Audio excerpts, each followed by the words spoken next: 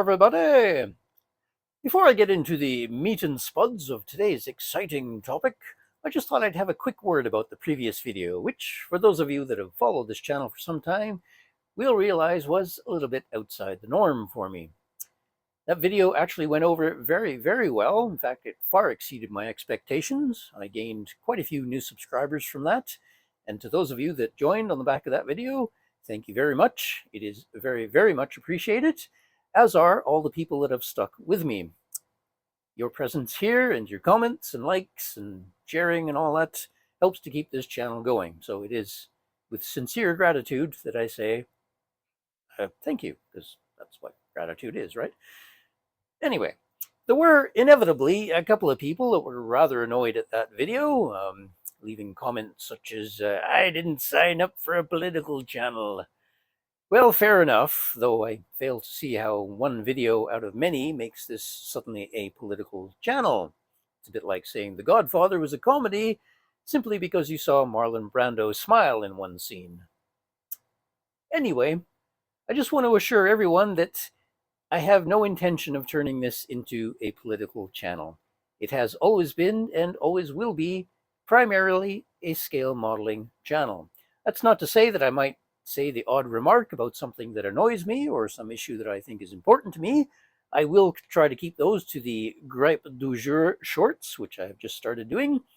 But for the most part, I will do my very best to keep that kind of content out of this channel, which is, after all, a fun-filled, irreverent scale modeling channel.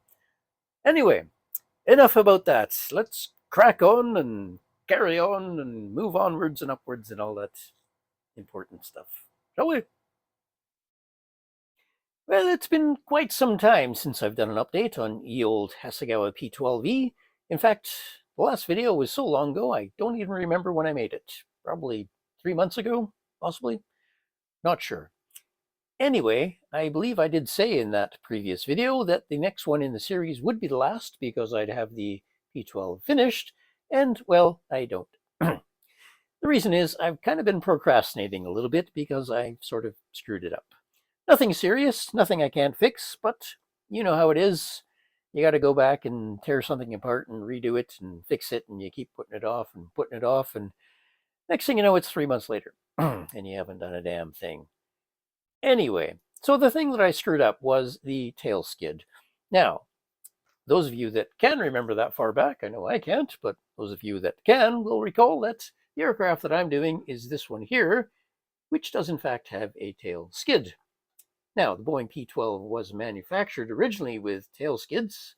It was only later in the production run that it had tail wheels fitted, although some were retrofitted in the field with tail wheels.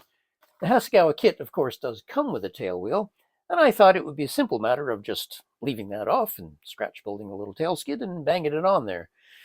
The problem I had was it was really difficult to find a good picture of that area.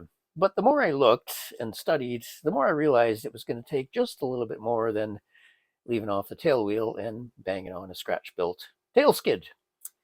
So, let's have a look at it, shall we? Here it is right here. This is where I got up to in the previous vid. All the rigging done. And yep, this is the area where obviously the tail wheel sticks right on there. And you may notice, if you can see that, there is a bit of a bulge there, a little bit of fairing. The more I looked at pictures, the more I realized that, in fact, that is only applicable to the tail wheel. The aircraft with tail skids did not have that little bulge there. In fact, I think this whole area was a separate hinged piece. I suspect it was a steerable tail skid. So I'm going to have to cut that off, which is always fun now that it's all nice and painted and getting ready to go. But I'm going to have to cut that off and scratch build some sort of mount thing to go on there to attach my scratch built tail skid to. However, all is not lost. I have done some work on it. So let's have a look at what we've got done, shall we? The completed resin engine and faceplate. I made the spark plugs from Albion Alloys micro brass tubing, 0.3 millimeter in diameter, which is this stuff right here. And spark plug wires are made from pike leader wire, which apparently you can fish with as well, but only for pike. It's actually braided. It's 0.07 millimeters in diameter, so it's very, very fine. And it comes in a nice dark bronze color, which very nicely replicates the braided copper covering they used for spark plug wires in the 1930s. And you also note there's a tiny Pratt & Whitney logo right there. And that's from Fund Decals, or Fund Decals. Pronounce it however you like. It does have the umlaut over top of the U, so I think that's my best guess at the translations. But yeah, I'll put a link to them in the description. Have a look at that. They do some really nice decals and Pratt & Whitney logos in various scales, which are quite useful, but very tiny. And I made my own data plate decal right there. And you'll also notice there's a bit of a dark brown wash around the bolt heads, and I've dry brushed those in steel. Now, that all may seem kind of useless because a lot of it disappears when the faceplate goes on, but actually you can see a fair amount through those vent holes, and I just enjoy doing it, so I thought, what the hell, it looks pretty. And there is the engine and cowling essentially finished. Obviously, I need to paint the cowling. Now, I had a hell of a time getting that cowling to fit. I had to file quite a bit off the tops of the cylinder heads, as well as grind out a little bit of the internal ribbing on the cowling in order to get that closed properly. And to keep it nice and round, it had a bit of an odd shape at the sides. But I eventually did get there, and I filled the seams with some white milliput. So, obviously, all I need to do there is figure out a way to mask that engine, because of course you can't assemble the cowling and then put the engine in. You have to assemble the cowling around the engine. So I just need to figure out how to mask that off so I can paint the cowling, and then that is ready to go on. I made a seat cushion from some white milliput with a bit of copper wire wrapped around the edge there to represent the beading. And here it is with some paint, a little bit of a dark brown wash, and a homemade US Air Corps decal. I did find a couple of pictures where it looked like there was some sort of seat cushion back there, but I couldn't actually find a picture of the seat cushion used, so I've just modeled this after the one used in the Boeing P-12E.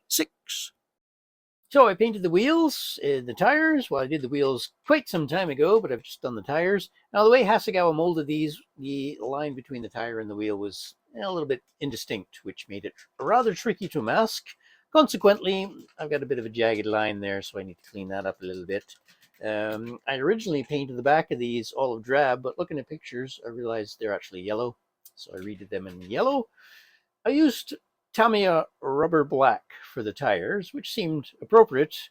A little bit of a scam, this stuff, you know. It's actually just very, very, very dark gray. Shades of a Father Ted episode.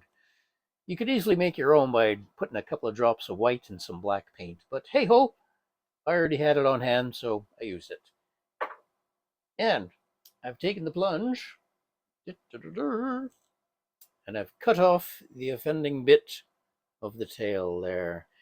Kind of scary, but I managed to do it without destroying the entire model. I did knock one of my elevator hinge points off, but that was easily re-glued. I'll have a bit of touching up to do with the orange, maybe the black there in the back, but all in all, yeah, wasn't too bad. Nothing like procrastinating on something for 3 months that actually took me about 2 minutes to do.